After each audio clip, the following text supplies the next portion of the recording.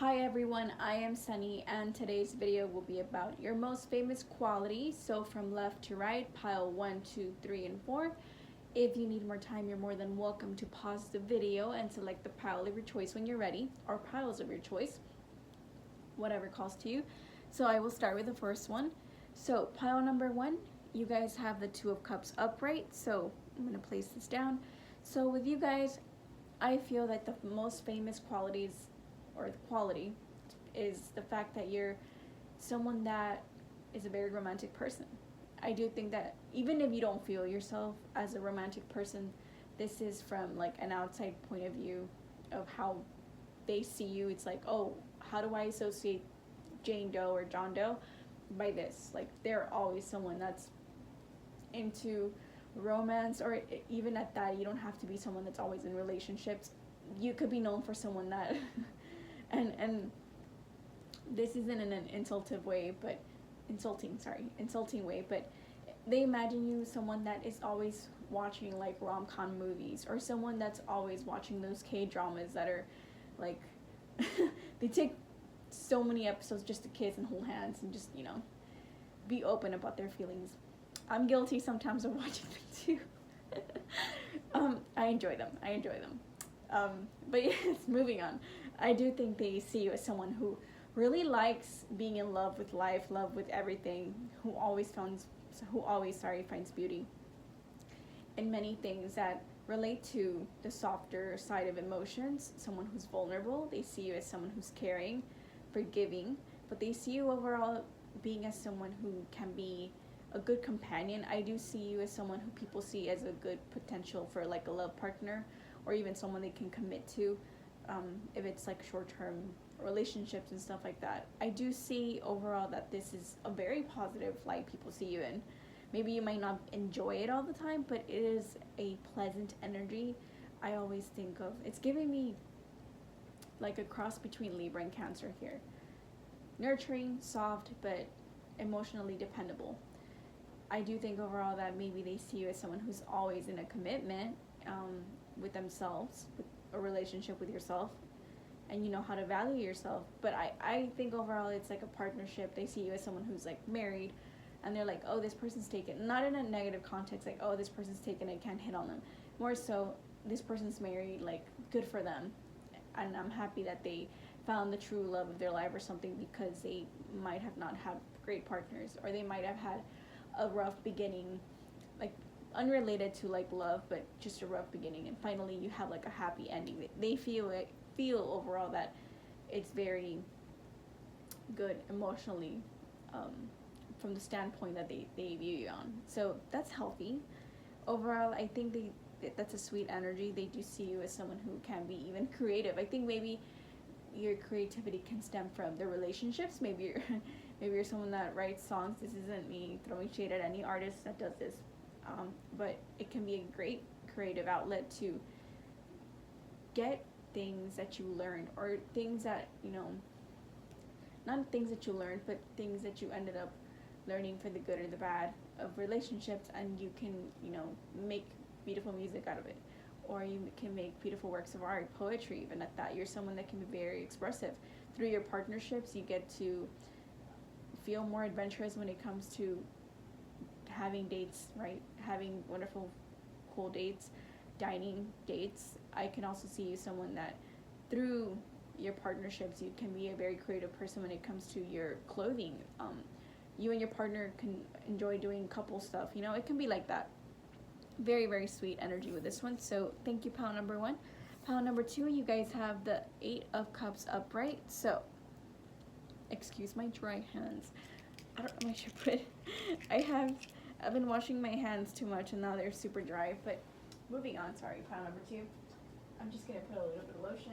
For you guys, I do think that some of the most famous qualities that you have to do with the fact that you know how to walk away from unfavorable situations.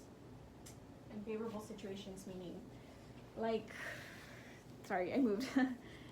Like, example, knowing when a situation in regards to your friends aren't as healthy as it could be. You're like, well, this friend's just around me just because not dependable, but you're like always around and available, right, for them, quote unquote, according to them, right? You're available to them to take them X place, or you're available to basically take them out shopping and just like vent, or maybe you're available for drinks and they like drain you out of your energy emotionally because they just pour their stuff out like word vomit, and then they're like, okay, I'm done, let's go home, right? And you're like, but what about me? Like, I want to tell you about my day. And they're like, oh, I mean, you can tell me another day, I'm kind of tired. It can be one of those things where you know that because people drain you emotionally, or because you not outsourced, but outlived, right? Outlived certain phases of your life, they know that you can easily manage different outcomes for yourself. So that one of them, sorry. Why am I so... This pile is not making me nervous, but somehow I'm having like stuttering. There's a stuttering to me. Maybe you finally are able to voice yourself a little bit better, putting those boundaries between you and people. It's like, from here to here, this is my business. From here to there, it's your business. I do think that you might have an easier time with that. Maybe maturity has to do with that. I do think overall, maybe because you've outgrown certain situations, or you've learned all that you could, you've matured from being green to having a lot of experience to finally maturing and getting out of that. Resolution is very important in this pile. So I do think that you learn to walk away from unfavorable connections, and it doesn't always have to be with friendships. It is cup energy, so there's a potential of having feelings involved when it comes to romantic feelings, right? Some people can walk away from really, really unfavorable partnerships, situationships. You know what that means. So it could be one of those things where you're like, I value myself more than just being your beck and call, right? You're not a doormat. So you kind of, put your big pants on and like walk away from people who basically take advantage of you emotionally, take advantage of the fact that it's not that you're disposable. Like, you're disposable to them, but you're not really like that. You're someone that is very open and considerate of people, and you want to help them out, but you give a hand and they take an arm. So you know that you have the capability of learning from those experiences and investing yourself in other people that will likely treat you better or treat you healthy. My voice is terrible, I'm sorry, you're like went really up. I do think they overall take you into situations that are much more healthier and beneficial for you, and that you won't have to like put out a lot just to feel like you're getting some gratification back inside. So overall, this pile seems to be like, it feels like not like a cycle breaker, but like someone that knows how to put their foot down. And I might not bring out the best words right now, but it does feel like you know how to put your foot down and walk away from people that don't deserve you, and into people and connections that will deserve you and that you're more deserving of. I do think that you've also matured a lot when it comes to how you treat your emotions. So that could be some of the qualities you're known for, that you're no longer ignoring your feelings, or you're not suppressing them anymore. You're not letting people not talk them over you, but you know how sometimes people try to, let me put it this way, when they try to order for you food and you really wanted something else, but they took charge, it's kind of the same scenario where they might take charge of your emotions and speak for you. There you go. They speak for your emotions when you might not really feel that way, or that's not really how you're thinking, but somehow you don't have your not your boundaries, but you don't have that backbone to like stand up to people and be like, no, I don't think so. This is how I really feel, and I'm gonna do what I want, or I'm gonna say what I want, and it's not what you want, right? And it doesn't have to be that rebellious, but more so just knowing when it is time for you to speak up and for you to be heard and respected. And those boundaries are very important. That's why you know how to walk away from people onto greener pastures. So that's what I have for you, pile number 2. So thank you. And pile number 3. You guys have the King of Swords upright. So, yay, I mean, no, not yay, but this feels, I feel like very good for this pile. I feel that some of the first off, the quality, excuse my words, I started feeling like I'm rushing it because I'm excited, and I try to not speak so fast. Okay, so the quality you're known for, pile number 3, I feel that you have quite the backbone. And I feel it's maybe you might have been, some of you might have been called to pick on certain things on pile number 2, but for this one, I feel that you have a backbone. I mean, who else wants to be a king? Like, what's the most famous quality you're known for? Talk about regalness. Talk about someone in position of power. So you give off that energy, at least to people. Not you might not feel that way all the time, but I do think overall that people tend to think of you as someone who's in power, someone who is well spoken, someone, I don't want to say like aristocratic, but someone who feels like you have the potential to have people in like family members, for example, that have high positions, family members that are well connected. It just feels like that, where it's like you demand respect, like your lineage, right? lineage demands respect. So I just feel like you've learned a lot, you've matured. I feel it's someone who's very experienced. You're someone that comes across as very experienced, someone who knows a little bit of everything. It's someone who's very well cultured, very well spoken, and I think that's why it's enjoyable to speak to you. So this is a good quality, but I do think it could be like not authoritative, but someone who's very direct, someone who knows how to speak who knows how to speak up, and who knows how to speak down, and who knows when to listen, knows when to speak, right? You know how to pause yourself. Completely nothing like me, where you know how to I just think that you know how to pace yourself. There's a pacing in you that I feel that it is very beneficial to you, because I feel that somehow some of you, I think this vibe I'm getting for you guys is that you guys are hinting at me in like commerce. It's something, one of those things where it's like business is really beneficial for you. You're good at what you do because you know how to speak. Maybe you're a good motivator. Maybe you're a good salesperson. I do think that there's a charmingness to your speech, to how you give your point across, to how you desire certain results. So it can be charming. It's really nice.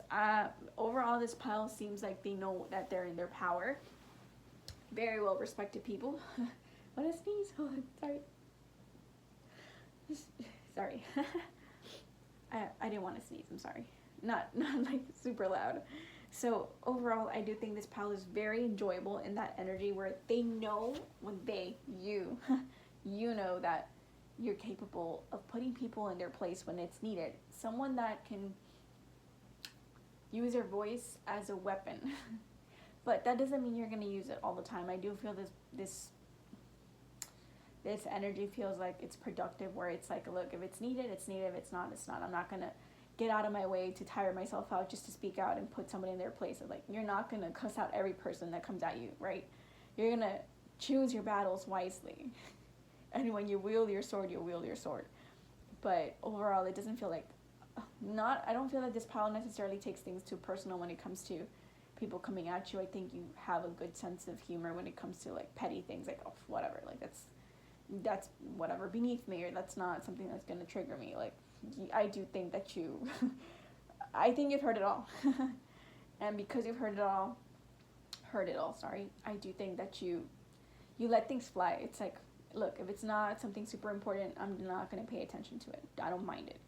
But overall, this pile just feels overall like they have really powerful qualities when it comes to their voice. Maybe you have an extremely loud voice, not like loud of annoying, just loud that it's going to be heard, or a very charming voice that knows how to say sweet words, who knows how to put honey in their ears, or someone that is very poetic.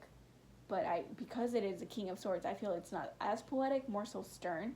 There's a sternness, affirmative action type of voice to you. And maybe it's boisterous, or maybe it's very I don't necessarily know if it's that husky, but it's like a deeper voice, a stern voice, a very I think of I think there's a section, even though I don't have TikTok, it's called Book Talk, I think, I could be mistaken, where there's people reading and they sound very, very masculine, or very sensual. Maybe your voice is like that. So that's one of your charming qualities to you. That's what you're known for. So thank you, pile number 3. Last but not least, pile number 4. Yes. 5, I was going to say 5. You guys have the Knight of Pentacles reverse. So let me just take a sip of water and I'll go back to your pile.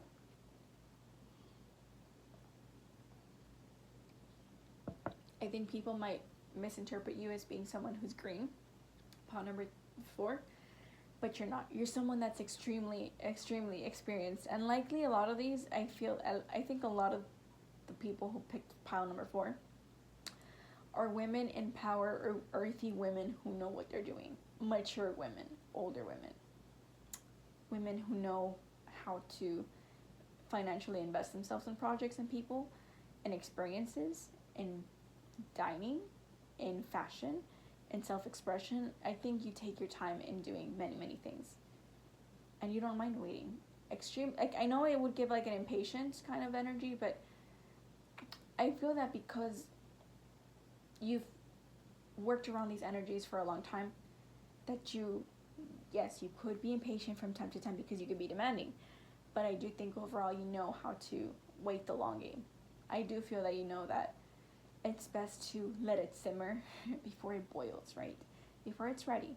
So I do think overall that, yes, there's an intense streak in here of being authoritarian.